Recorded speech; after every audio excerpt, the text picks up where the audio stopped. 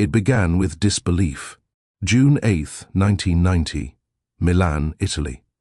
The reigning world champions, Argentina, lined up in blue and white stripes, led by Diego Maradona, the most famous footballer on earth. On the opposite side stood Cameroon, a team the global press treated as a curiosity. They were the so-called exotic outsiders, a footnote in a script already written. To many, their presence was entertainment, not competition. The commentators' tones carried that familiar mix of politeness and condescension. They spoke of African flair, unpredictable energy, and physical enthusiasm, euphemisms for chaos. No one, not even their opponents, believed this team could stand toe-to-toe with the defending champions of the world. But the opening whistle shattered illusions faster than words could form. Cameroon didn't just compete, they collided, pressed, and fought for every inch. Their tackles echoed through San Siro like thunderclaps. Argentina stumbled, their rhythm disrupted, their brilliance dulled. Then came the 67th minute. François Omar rose higher than anyone thought humanly possible. The ball met his forehead, dipped awkwardly, and bounced beneath Neri Pumpido's hands. Silence. Then an explosion of noise. Cameroon led 1-0. Even as red cards reduced them to 9 men, they refused to break. When the final whistle blew, Argentina's disbelief mirrored that of the entire world. The underdogs had slain the champions. Cameras cut to fans dancing in green, red, and yellow, drumming in the stands, tears of joy mixing with sweat and disbelief. That moment wasn't just a win, it was a rewriting of history. Because in that 90-minute miracle, the so-called outsiders became symbols of a continent's pride, and the indomitable lions roared louder than ever before. The lesson of that night was simple, but seismic. Respect is not given in football, it is taken, and Cameroon took it by force. But that night in Milan didn't appear out of nowhere. To understand the fire that burned so fiercely in 1990, we have to rewind to the roots of the Lions themselves. Long before Roger Miller's joyful dance became football folklore, Cameroon was already wrestling with its identity, both as a young nation and as a rising footballing force. Independence had come in 1960, after decades of colonial division between France and Britain. The country was still finding its balance, and football, like in so many places, became a language that transcended politics and geography. From the streets of Douala to the dust fields of Yaoundé, the game was both escape and education. The early seeds of Cameroonian football were planted through clubs like Canon Yaoundé and Tonnerre Yaoundé, local dynasties that dominated African club tournaments through the 1970s and 80s. These teams were more than just football clubs, they were laboratories of national identity, where players learned discipline, teamwork, and an almost spiritual sense of pride. Among these homegrown legends emerged a generation unafraid of the world stage. The indomitable Lions made their World Cup debut in 1982 in Spain, their first taste of global competition. Though they didn't progress beyond the group stage, they left unbeaten. A nation that few had considered footballing material suddenly had credibility. They had drawn with Italy, the eventual champions. For Cameroon, that wasn't failure, it was prophecy. Yet, between 1982 and 1990, African football struggled against systemic skepticism. The world saw flair but doubted discipline. European pundits claimed African players lacked tactical intelligence or organization, as if passion could not coexist with precision. It was an old bias, wrapped in new language. Cameroon's federation knew it had to fight perception as much as opponents. So when a little-known Russian coach named Valery Nepomniachtchi arrived, few paid attention. Even fewer could pronounce his name. But what he brought was order and belief.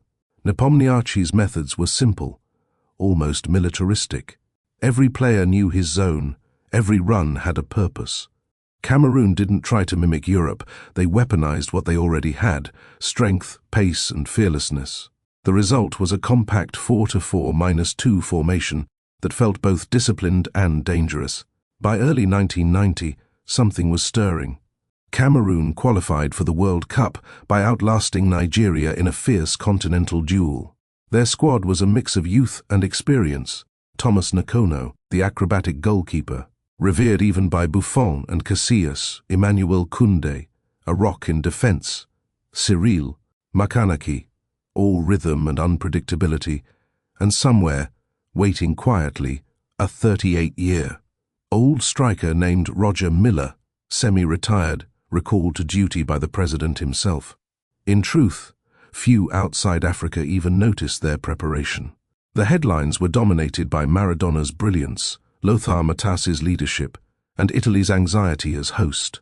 Cameroon was background noise, but in the hearts of their people, something deeper pulsed, the belief that football could be their flag, that the world would finally see them not as entertainment, but as equals. That belief exploded in Milan. The rise of Cameroon through the group stages was a study in defiance. After toppling Argentina, they faced Romania and did it again. Roger Milla, now the face of ageless magic, came off the bench to score twice. The world couldn't help but smile. Here was a man who had played professional football before most of his teammates were. Born, now dancing at the corner flag, hips moving to a rhythm only he could hear. Milla's celebration, that joyful, unashamed dance, became an instant global symbol. It wasn't arrogance, it was release. It was the movement of a continent, long told to be silent, finally expressing its joy. Cameroon advanced as group winners. Their final match against the Soviet Union was chaotic, ending in a heavy loss, but it barely mattered. They were through to the round of 16, an African first. The indomitable Lions had already broken through the glass ceiling of expectation. But what followed was more than football. It was survival. Their next opponent, Colombia, a team defined by flamboyance, led by the eccentric goalkeeper René Higuita, part shot-stopper, part showman. His style was unpredictable, his confidence immense. It was the kind of matchup that felt almost poetic. Two nations defying stereotypes, one through style, the other through steel. For 90 minutes, the match stayed goalless, a chess game played on adrenaline. Then came extra time, and the return of Roger Milla. In the 106th minute, Milla pressed Higuita, who had wandered far from his goal, attempting one of his trademark dribbles. Milla pounced, stole the ball, and rolled it calmly into an empty net. A roar of laughter, disbelief and joy filled the stadium. He scored again minutes later. Cameroon were through to the quarter-finals, the first African team ever to do so. The world was now watching. Newspapers from Buenos Aires to Berlin splashed his smile across their pages. The New York Times called Cameroon the soul of the World Cup. FIFA officials praised their courage. Children imitated Milla's dance in schoolyards across continents. But behind the scenes, exhaustion was creeping in. Their squad was stretched thin. 2 red cards in the opening match had cost them depth. The relentless schedule demanded recovery they didn't have. Yet they kept believing. And waiting in the next round was England, a team steeped in history, ambition, and expectation. A team that believed, rightly or wrongly, that African passion would crumble against European composure. In Naples, on July 1, 1990, that assumption was tested like never before. The lessons of Cameroon's rise were as profound as they were unexpected. First, that football's beauty lies not in predictability but in defiance, in the moments when logic fails and spirit takes over. Second, that respect, once denied, is most powerful when earned through courage. And third, that belief, when collective, can transform ordinary players into symbols, not just for a nation, but for an entire continent. Cameroon in 1990 didn't just win matches.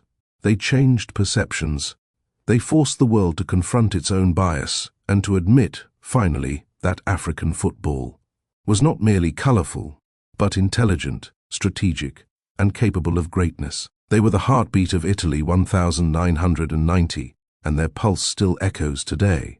By the time Cameroon reached the quarter-final, they were no longer underdogs. They were the story. Their energy had redefined what this World Cup was about. Every neutral fan had a new allegiance. The green, red and yellow of the indomitable Lions became a global favourite. Yet, for all their newfound fame, they were still the outsiders, playing England, a nation that saw itself as football's birthplace, still chasing redemption for 1966. The stage was the Stadio San Paolo in Naples, July 1st, 1990. The air was thick, humid, electric. England, with the likes of Gary Lineker, Paul Gascoigne, and captain Brian Robson, expected professionalism to triumph over passion. But from the first whistle, it was clear Cameroon hadn't come for nostalgia. They came for history. The first half unfolded with tension rather than spectacle. England drew first blood in the 25th minute, David Platt nodding home from a curling cross. It looked like the familiar script, a composed European power controlling an emotional African side. But the second half would turn that script to ashes. Nepomniachtchi's men emerged transformed, sharper, braver, faster. Their passes zipped, their confidence surged. Every touch carried intent. Then came a penalty, a rare gift against England, and Emmanuel Koundé, the rock of Cameroon's defence, stepped forward. His shot thundered into the net, and the world erupted. 1-1. Moments later, a flowing move of staggering beauty split England's back line. Roger Milla, ever the architect, slipped a perfect pass to Eugenie Kiki, who finished with calm precision. Cameroon 2, England 1. In that instant, football's axis tilted. The impossible was happening again. From Douala to Dakar, from Lagos to London pubs, millions felt the pulse of a continent quicken. With 7 minutes left, they were leading. 7 minutes from rewriting the sport's geography. But football, cruel as it can be, never guarantees justice. England pushed forward relentlessly, and in the 83rd minute, Gary Lineker won a penalty. He converted it, ice cold. 2-2. Extra time beckoned, and Cameroon's legs, heavy from days of miracle-making, began to fade. In the 105th minute, Lineker struck again. Another penalty, another heartbreak. England 3, Cameroon 2. When the final whistle blew, Cameroon's players collapsed. Some cried, some simply stared into the night sky, disbelieving. They had come within touching distance of immortality and lost it to the smallest of margins. Yet, as England celebrated cautiously, something curious happened. Around the world, sympathy and admiration poured toward the fallen. The match was hailed as one of the tournament's finest. Cameroon had not been defeated in spirit. They had been embraced. Roger Milla, smiling through tears, later said, "We didn't lose. We made the world remember." He was right. The World Cup quarter-final between England and Cameroon became more than a football match. It was a collision of narratives, tradition versus transformation, establishment versus emergence. For England, it was relief, a near miss that tested their nerve. For Cameroon, it was revelation. They had carried an entire continent's hope on their shoulders and made the impossible seem inevitable. The war, if one can call it that, wasn't just on the field. It was ideological. For decades, African football had been described as raw, unrefined, emotional, as though it lacked intellect. But Cameroon's tactics in 1990 shattered that stereotype. Under Valeri Nepomniachtchi, their 4-4-2 was pragmatic and flexible. They didn't play for possession, they played for impact. Their defensive line pressed high, forcing opponents into errors. Midfielders transitioned quickly, using width to stretch play, while strikers like Omar Mbiyik and Milla exploited open spaces. It was European in discipline, African in spirit, and utterly their own. Nepomniachtchi himself, reserved and methodical, rarely gave grand speeches. But his players spoke through performance. They didn't just run harder, they ran smarter. They showed that African footballers could match tactical awareness with passion, and that perhaps was their greatest victory. As the world dissected the tournament, pundits who once dismissed Cameroon as unpredictable began to use new words: organized, resilient, intelligent. The tone had changed. The respect, finally, had arrived. And that respect extended beyond tactics. Cameroon's joy, their rhythm, their unity, it reminded football of something purer. In an era increasingly dominated by money and pressure, the Lions played like men who loved the game as much as they lived it. Even their defeat carried grace. No recriminations, no bitterness. Just pride. The climax of this story didn't arrive with a trophy. It came in a celebration, a dance that outlasted goals, minutes, and medals. Roger Mila's corner flag dance became one of the most iconic images in football history. But it was more than celebration. It was liberation. Every sway of his hips, every smile, every beat of his chest was a declaration that African football had a voice. Mila wasn't just playing for Cameroon, he was playing for every child who kicked a ball barefoot on red earth. For every generation told that they could entertain but not compete. He had been retired, living quietly in reunion, when the call came from Cameroonian President Paul Biya, urging him to return for one last mission. Mila was 38, by football standards, ancient, but on the field he played with the abandon of youth and the wisdom of time. 4 goals, 2 assists and 1 immortal dance later, he had become the face of a revolution. In Italy, even neutral fans began to chant his name. Commentators spoke of him with affection. For the first time, the world saw an African hero not as novelty, but as legend. And when the tournament ended, the question echoed, how close had we come to seeing Africa in a World Cup semi-final? A single penalty, 7 minutes. That was the difference. But what Cameroon achieved was far greater than any medal. They opened a door that could never again be closed.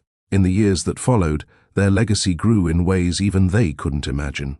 In 1994, Nigeria advanced with the same fearless spirit, pushing into the knockout rounds. In 2002, Senegal stunned the world by defeating France in the opening match, a poetic echo of Cameroon's 1990 triumph over Argentina. In 2010, Ghana came within inches of a semi-final, carrying the torch lit in Italy 20 years earlier. Every one of those moments bore Cameroon's fingerprints. For the players themselves, the journey was bittersweet. Some returned home as national heroes, others faded quietly into memory. Roger Mila continued to play unbelievably until the 1994 World Cup, scoring again at 42, setting a record that still stands. Thomas Nkono went on to inspire a generation of goalkeepers, his influence, cited by none other than Gianluigi Buffon, as life-changing. But beyond individuals, Cameroon's adventure had a socio-political weight.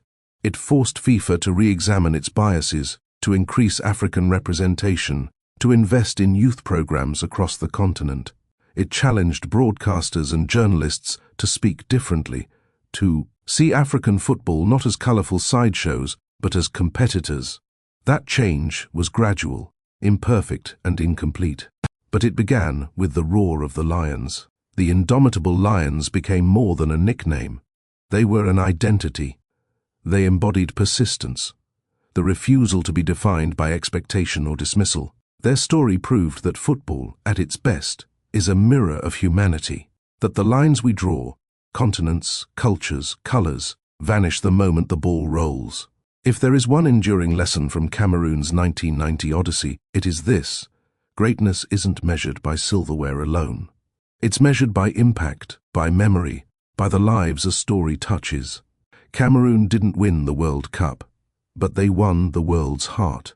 And perhaps that's the truer victory, because 3 decades later, when we talk about Italy '90, it's not just Maradona or Matas we remember. It's the sight of Roger Mila smiling, dancing, celebrating as if to say, we belong here, we always did.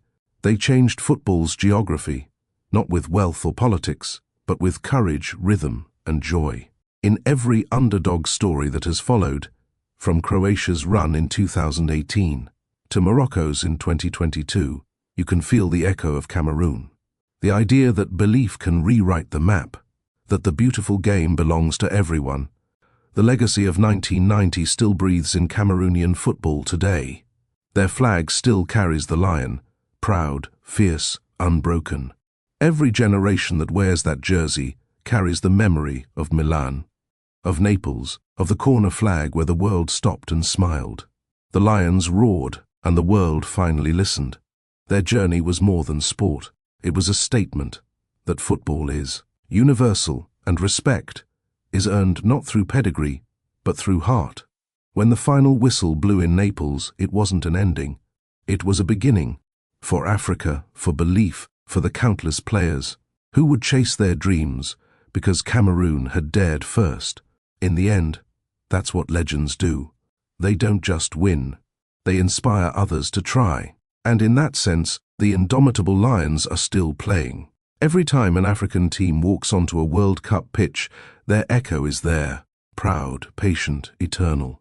The world may forget scores and statistics, but it never forgets moments that make it feel something. Cameroon 1990 was one of those moments.